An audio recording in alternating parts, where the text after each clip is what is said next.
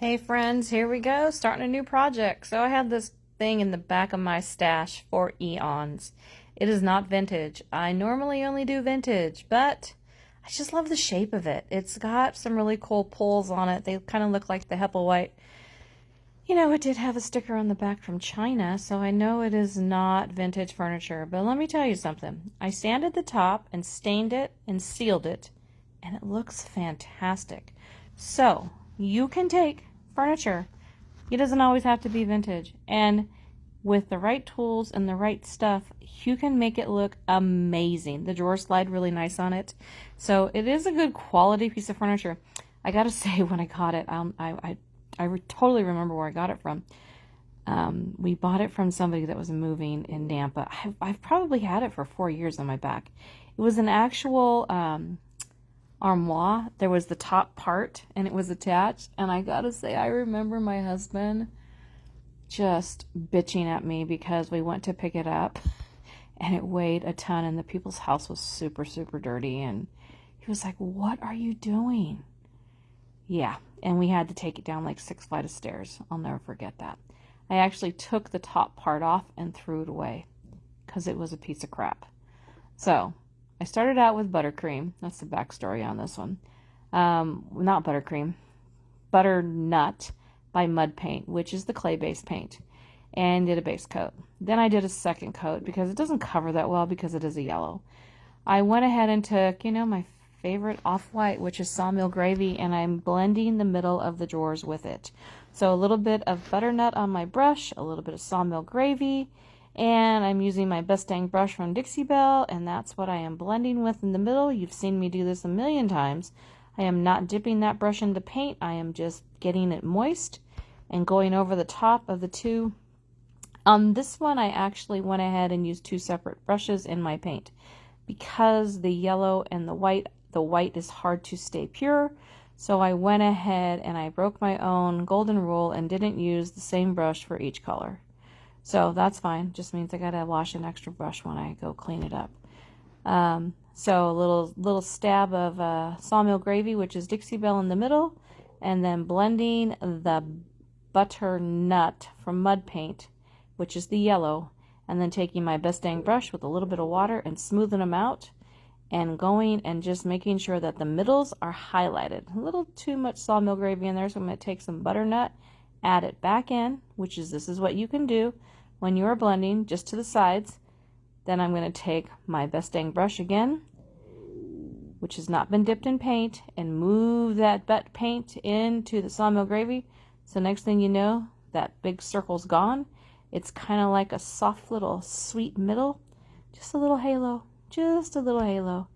And bada bing, bada boom, just make sure that you keep wiping off your Best Dang brush because you don't want it to get muddy. So just take a roll of paper towels and wipe it off.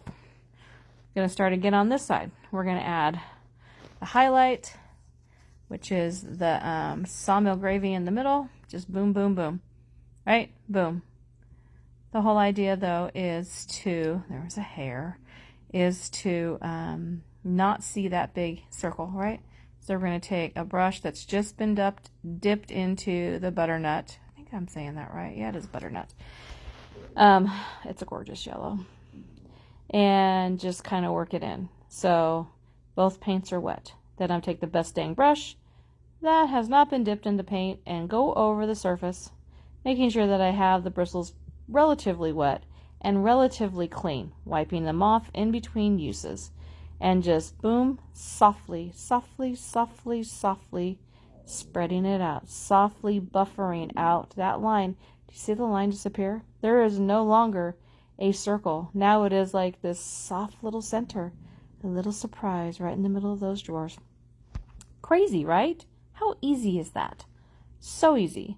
I didn't fast forward this part because I wanted you to see real time how to do it. Just keep wiping off that Best Dang brush. Wiping it off. And just keep doing it. So boom, up and down, back and forth. Not adding paint with my brush, just smoothing it out. So now I have softly highlighted, very subtle middles of my drawers. So I went and grabbed a transfer. I want to do a very just not bold, very delicate, very like little tiny bit of a transfer. Here's another hint. See the orange tape along the top of the dresser? I had already finished the top. I didn't film it. You guys have seen me finish a top a million times. So what I did is run the tape along there so I wouldn't get paint onto the finished part of the top. At first I wasn't sure I was going to be able to stain the top because, let me tell you, it was pretty trash. Since there was a second piece that sat on top of this, the armoire part, you know, the top where the TV goes or where you store your crap at goes, it was pretty heavily scratched. So I decided to break my rule and sand it and finish it before I paint it. Generally I do it after I paint. But I wanted to see if it was salvageable. If it wasn't, then I was just going to paint the top. But let me tell you, it turned out fabulous. I'm going to get this staged in a day because I painted it in just a few hours. First time I've done like almost a start to finish. I've just got to wax it and it's done. Put the hardware back on. Piece in an afternoon at the store. It was very, very, very refreshing to me to get this done today. Made me feel really good. So I am just adding this transfer. I want you to see that you can add transfers over these details where they are curvy.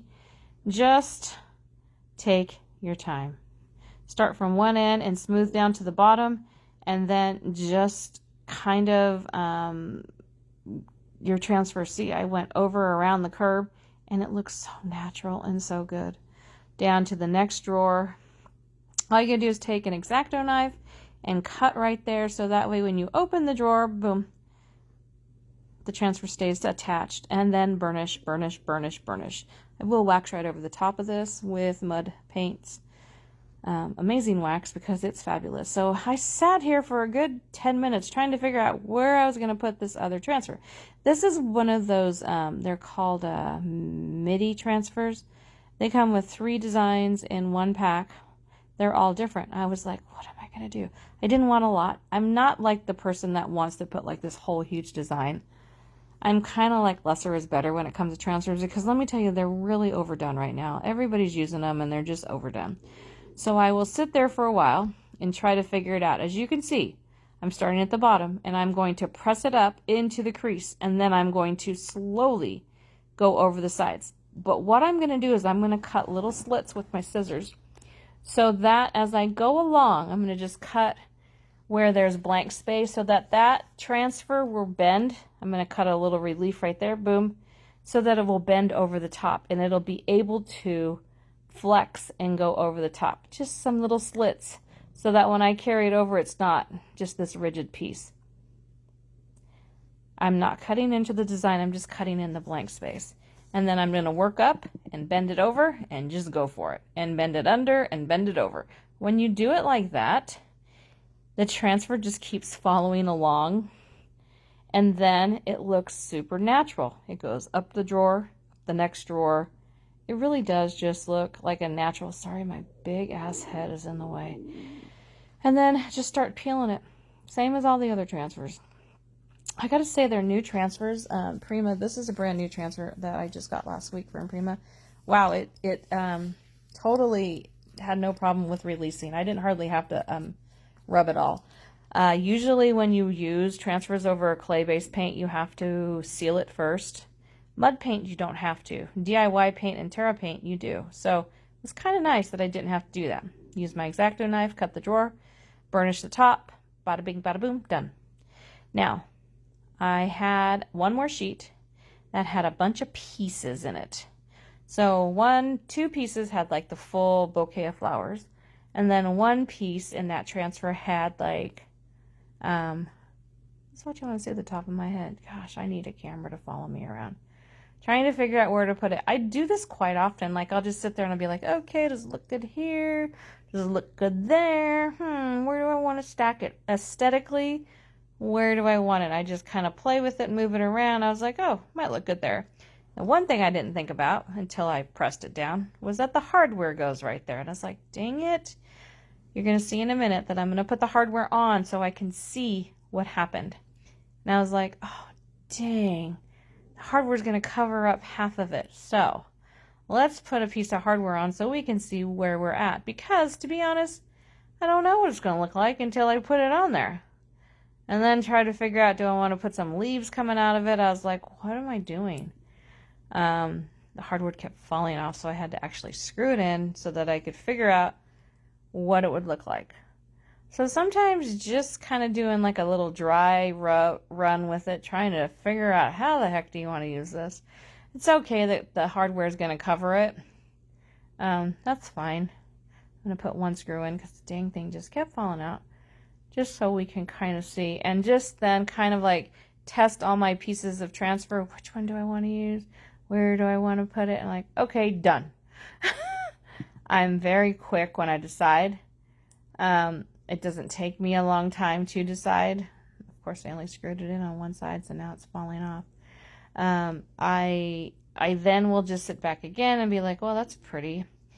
I like to trail off my flowers and not just make them super harsh and too, so it's kind of like a little pop of a little trail. Now, in the upper left-hand corner, I'm like, what do I got going up there? I'm just doing a corner of each, right? Not a whole bunch, just a corner of each. Now, the top one, I'm like, okay, it needs to have something come down. So I had this one flower, and I just put it right there, and it kind of looks like it's just cascading down. It's actually all I needed. I had 4 or 5 flowers left in the transfer, and I thought maybe I should put them on, maybe I shouldn't. You know what? Sometimes lesser is better. And sometimes you just gotta step away from the transfers. Quit trying to add so much crap on there that there's just too much. And I was like, wow, actually, it looks great. So I had done the top of this with a sponge. I did stain with the natural stain. It's called Natural. It's by Dixie Belle. It's a water-based. And then I did 4 coats of 1 hour enamels clear coat, which is my absolute favorite. Absolute favorite. Well, what happened was it had a lot of junk in it. It was not smooth. So did you know that if you take a piece of steel wool that has 4 zeros, 4-aught steel wool, 0000 steel wool, that's the size of it or the grit of it or the number on it, and rub it across the top, that it buffs out your top coat and gets rid of all the impurities and all the yuckies and makes it smooth as glass? Did you know that? It's flippin' amazing. Just rub that steel wool over there and it is smooth as silk. Now here's what it looks like from far away. It's super cute. I'm going to get the hardware put on it. I'll get it staged and I'll get it on the floor. It seriously was like a 3-hour project for me today, which I was thrilled with. Okay, guys, thanks for watching.